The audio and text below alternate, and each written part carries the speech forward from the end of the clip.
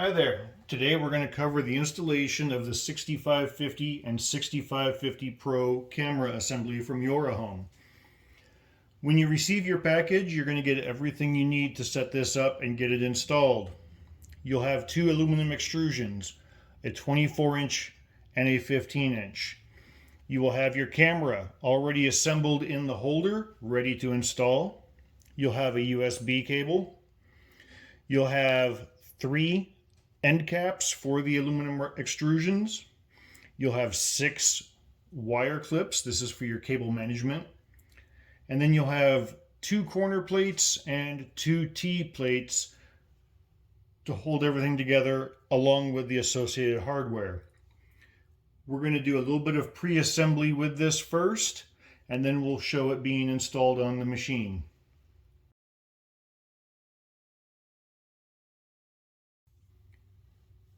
So now we're going to start the pre-assembly of our camera. You're going to need both of the aluminum rails. You're going to need 2 of the rail end caps. You're going to need the 2 corner brackets, and you're going to need 10 of the screws and 10 of the nuts. The first thing we want to do is install the end caps into the aluminum extruded rail. This is to protect the frame of your machine as well as protect you from any burrs or sharp edges that will be on top of this. So we take our printed end cap, and you can see it has the profile in there that matches the profile of the extruded rail.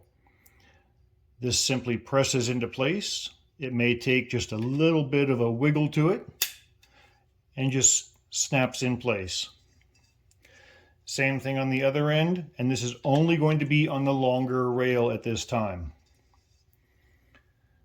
We'll then take that. We're going to attach our shorter rail at the top of our longer rail in an L configuration like this. To do this, we're going to use our corner brackets and the associated hardware. These screws will simply fit through the bracket. Install the T-nut. Just one turn is all it takes to get them held in place. We don't want them too tight yet, because then we'll just end up fighting ourselves to get them in place. You also want to make sure that we get the T-nut installed in the right orientation. I'm going to try and get this as close to the camera as we can, with the bevel in that position. That way they will fit down into the grooves in the aluminum extrusion properly and lock into place. I'm going to go ahead and install all 5 of them into this plate right now.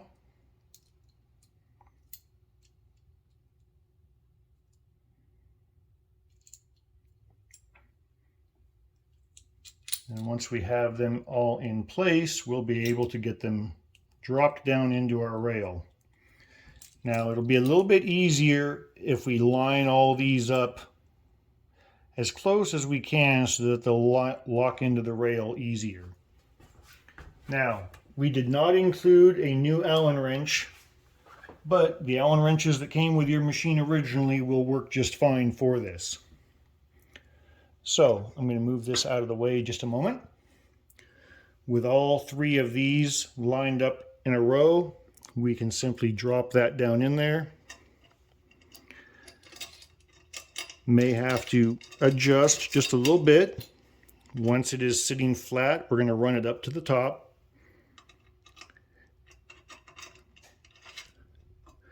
And then snug up the Allen screws.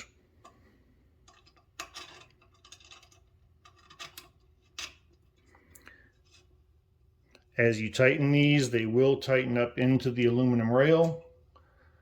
Those T-nuts rotate into position, thereby locking everything in place. Don't need to be super tight, just want them tight enough to hold that bracket. You'll now have the other 2 sitting there ready to go. We can then take our shorter rail, line that up with those, drop it into place. Make sure it's seated against the larger vertical rail. Tighten those screws down as well. And that'll hold our assembly together. We now have a secure assembly, but we want it to be even stronger, so we're going to do the same thing on the other side to make sure that we brace this appropriately. Might be a little bit trickier. We want to make sure we have the orientation correct.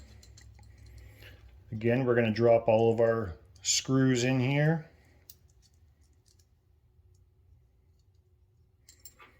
Get them pre-installed and ready to go. This might get a little trickier, getting the screws to all drop into the rails together, but a little bit of a twist on the Allen wrench will usually take care of that, as long as we're not trying to jam it in there too hard.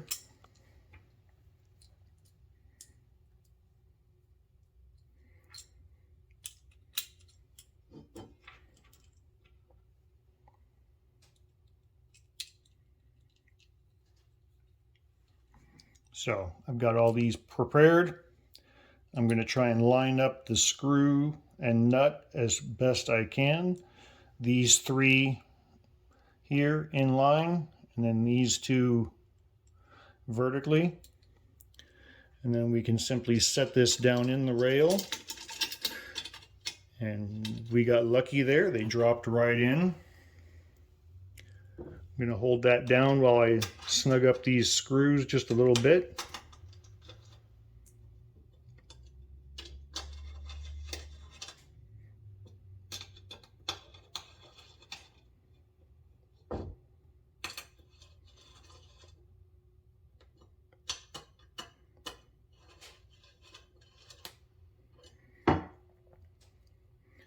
I'm going to make sure these are good and tight. We don't want anything coming loose.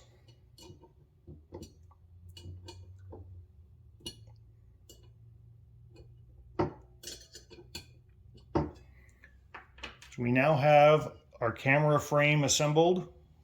Again, the shorter extrusion will be our horizontal piece. The longer will be our vertical piece. Next thing we're going to do is get the 6550 moved over here and get this installed.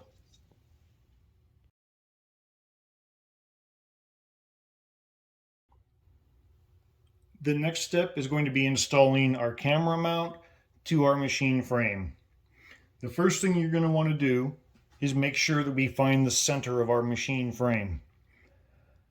I measured from the inside edge of each of the side rails and approximately 345 millimeters or 13 9/16 inches from either edge gives you the center of your machine.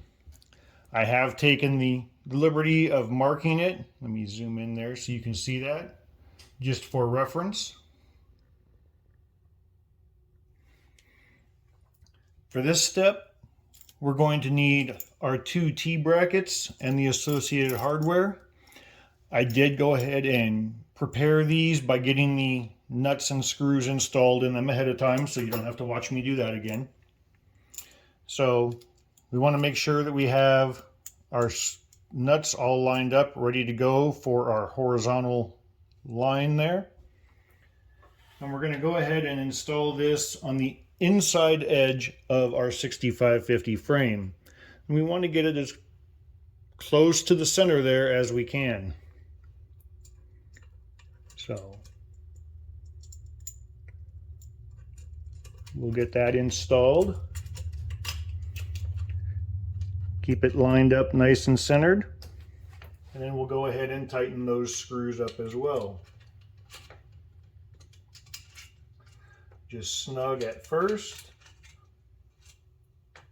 And then give them just a little bit more to make sure that we don't go anywhere with those. So now we have our inside bracket mounted. We are centered above our mark. We're now going to take our camera frame. Again, shorter bars are horizontal, the longer bar is our vertical. We have an end cap on there.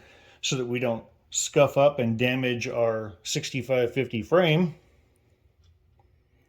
We make sure our screws are lined up. We just simply slide this over the screws and tighten them down accordingly.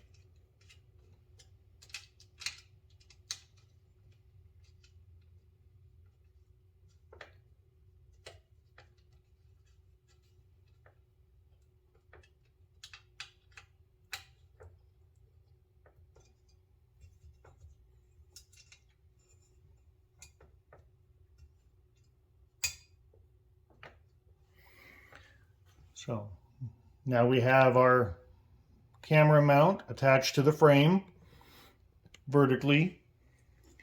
I'm going to go ahead and take the remaining T-bracket, line up my nuts on there as best we can so that we can fit this in easier. We'll go ahead and slide that in place.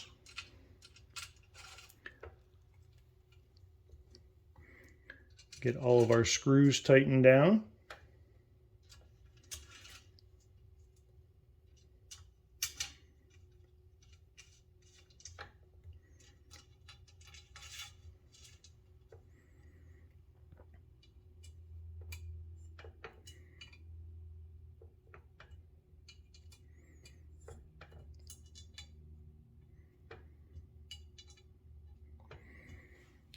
And our camera mount is now installed on the 6550, and our next step will be installing the camera and routing the wires.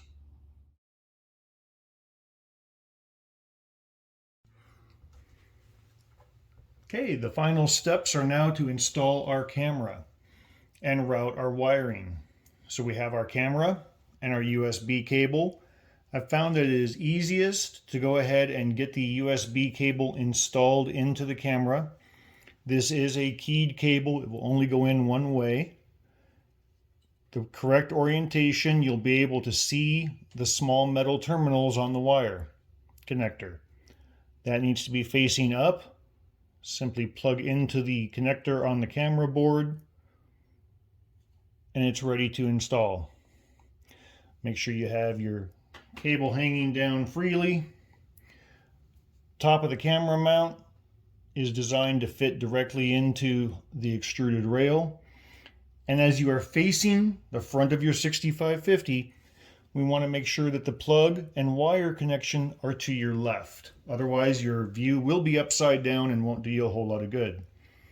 So we simply slide that camera mount into the extruded rail. The correct positioning is going to be just about at the end of that rail. You'll be able to fine tune that as you get your camera calibration set up. And that's all covered in Sean's video about the camera setup in LightBurn. We're then going to take our remaining end cap, go ahead and put it on the end of the extruded rail so we have a nice finished look there. And then we want to carefully route our cable around the machine. You can set it on top of or beside, either one will work. You might want to leave a little bit of slack in this cable up here. And then we have these clips that are provided. Those will simply snap down right on top of the extruded rail and hold your cable in place. It's hard to get a good angle of that. Let me see if we can get a little higher there.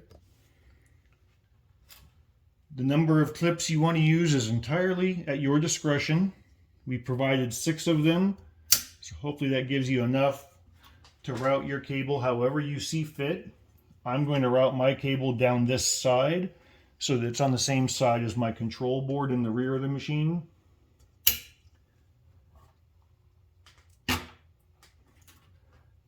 And I'll just install the remaining clips here on that vertical piece. They will slide down a little bit. They're just there to keep everything in place so that your wire doesn't bounce all over. One caveat to this camera assembly. If your 6550 is equipped with the drag chains, the drag chain assembly will hit the vertical upright. There is enough flexibility in the drag chains that it can move all the way to the rear without damage. As you get side-to-side movement, there may be some interference, so you may need to reposition your work more towards the front of the machine to make best use of the workspace available. That's everything there is for the installation of the camera. Please check our other video that Sean put together on setting up your camera in LightBurn to continue with the process. Jungle.